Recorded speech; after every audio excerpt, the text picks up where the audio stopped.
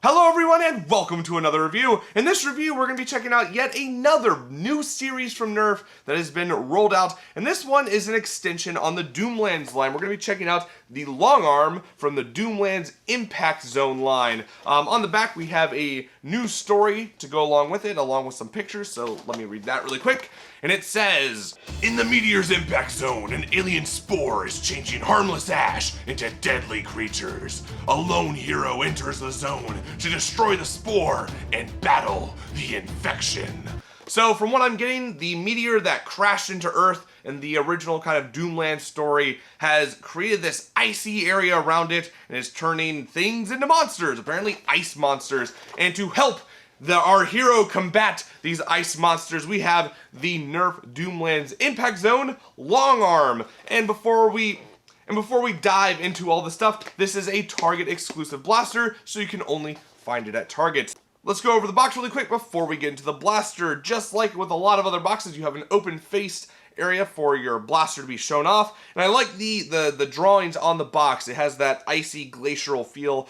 This feels like a chunk of ice holding up the blaster or something. You have your hero in the bottom right corner, depending on how you're looking. To me, this is the bottom right. It says Nerf Longarm. It comes with 5 darts. Part of the Doomlands Impact Zone series. It is a Target exclusive, like I've said. And on the back, you get your graphic novel, the story, and just 2 little things about the blaster. It says fires 5 darts and a rotating flip open drum. So this is kind of like a Spectre, which a lot of you were saying on my Instagram post, this looks like a new Spectre. So let's find out if it is a new Spectre by opening up the box and seeing what this blaster is all about. Right out of the box, the Longarm is, well, rather long, and to the point where I had to get something to compare to. This is a Retaliator with a pump grip kit on it, and if I just put this in front of it with the grips lined up, you can see that the Longarm is almost as long as a Retaliator with the barrel extension on it, which is pretty long. It feels like this part would be a barrel attachment, like you could pull this off, but you cannot. It's part of the entire design.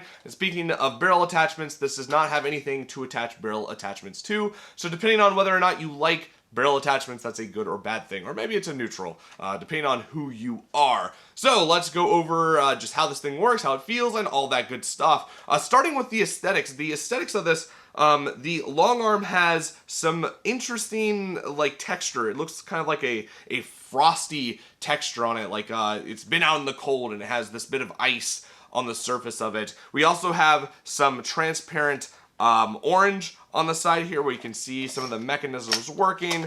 Doesn't really show too much, mostly just the trigger being locked into place. So it's not too exciting, but I do like the little design of showing some of the internals. I like that a lot, Nerf. Keep doing it. On the top here in the front, we have one long tack rail. You have your prime slide on the back.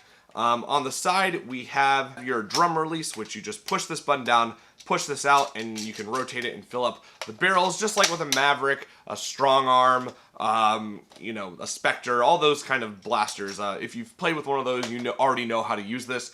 And we have the main grip back here. And overall, the Longarm is very, very comfortable. The grip is nice and big. I still have room for some finger space right down there. It fits my hand very, very well. The trigger feels nice and comfortable. And it's not like a hold-on kind of blaster. I mean, I guess this area is meant to be held on to because of the gripping and this little rib texture, but there's really no place to hold on to it that's super comfortable. So to me, it does feel like you're supposed to one-hand this, but overall very, very comfortable. If you're trying to hold on to it, not so much, because it is blocky and there's no real good way to hold it.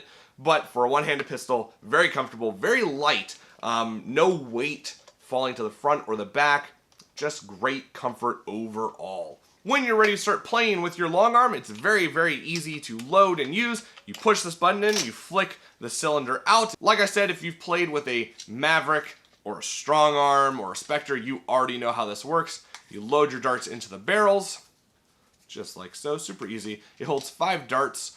Now I feel like 5 darts is not really enough. I think 6 should be the minimum for anything that takes a cylinder. But when you're ready to play, you pop that in, you prime it back and make sure it aligns up with the dart, so prime it again, and you fired it off.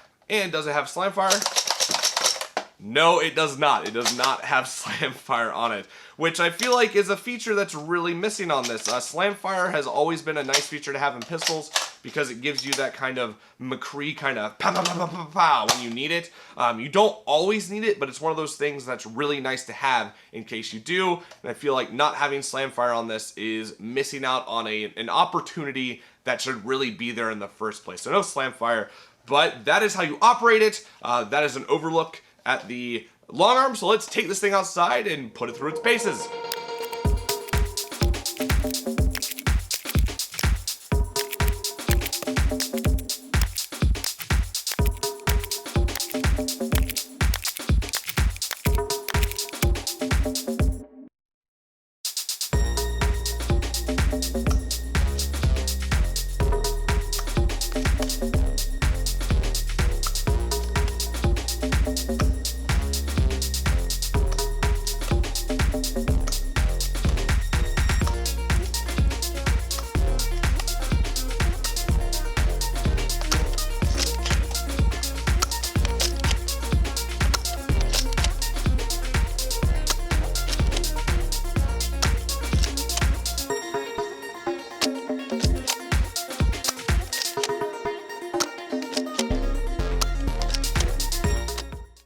The Longarm's performance is really not too spectacular, and it's not because of the FPS ratings, it's because of something I noticed while doing the little can shooting demonstration. With other blasters, I usually keep them pretty flat to ground. That's how I just kind of shoot at the cans, and I adjust based on, you know, how the darts fly, how they're doing. With the Longarm, I had to tilt it up quite a bit in order for it to reach where the cans were, like on the stick, which really just doesn't do it for me. Not only did I find the darts to be very floaty, but having to angle your shots up at a distance that really shouldn't require you to angle the blaster up is not impressive to me at all.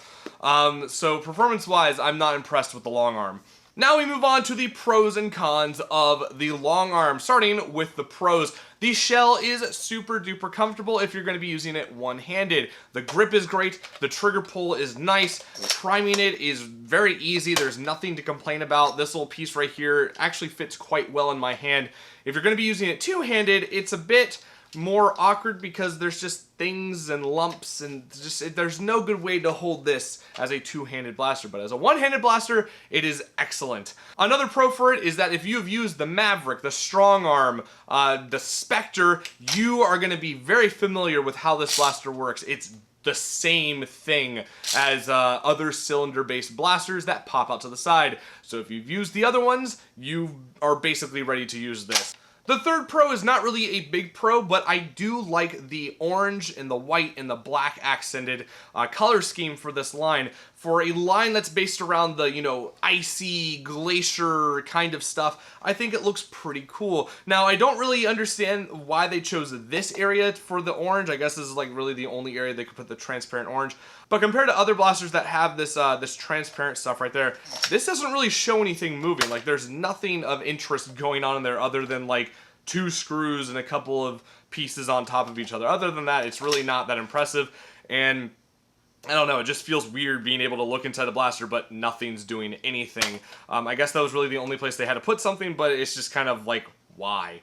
And now on to the 2 cons I have with the Longarm. The first one being loading efficiency and open space for loading. When you pop out the cylinder, you can sometimes get 2 barrels. You have access to 2 barrels if you really kind of put them in place, but for the most part you're gonna have 1, and that's because the barrel right here is blocked off by this top piece, and the barrel right here is blocked off by this little nub piece that lines up with the piping on the side of the blaster. So you really only have 1 barrel that's easy to access at a time, and that's just weird to me. Like, why 1? It really kind of kills your loading time when you could have up to 3. If I look at this right, you could have up to 3 if you just shave off this area down here. Only having 1 barrel exposed is kind of annoying, especially when you consider it compared to the Strongarm or even the Hammer Shot. And those are the 2 blasters I would say are going up against this blaster in terms of comparisons, because those are the 2 blasters that have gotten the best performance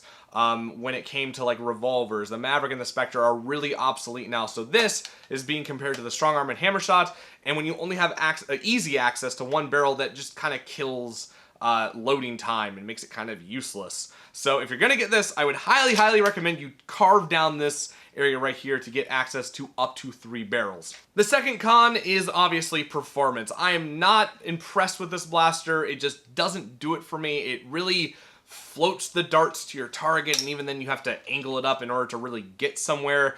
Not impressed with this blaster, and just when you compare it to the strong arm and the hammer shot, get a strong arm or a hammer shot. Which segues us into the price of the long arm, because the long arm is priced around the same as other Nerf pistols at $20.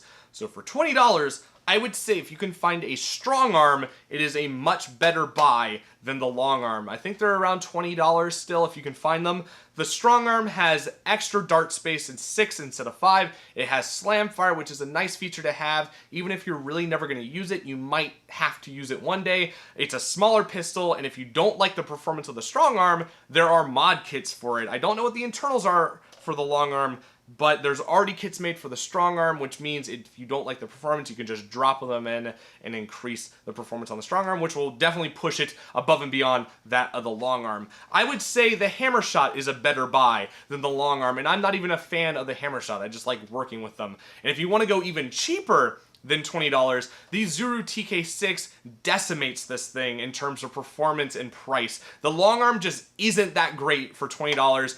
I would say if I had a pile of sidearms that were just Mavericks and Spectres, that would really be the only time I would pick the long arm out of a list of blasters. When you compare it to the hammer shot, the strong arm, or the Zuru TK6, the long arm is at the bottom of the list for performance and just, you know, how it works. While the long arm looks nice, it gets blown out of the water by the other options available, even in terms of pricing for some of them.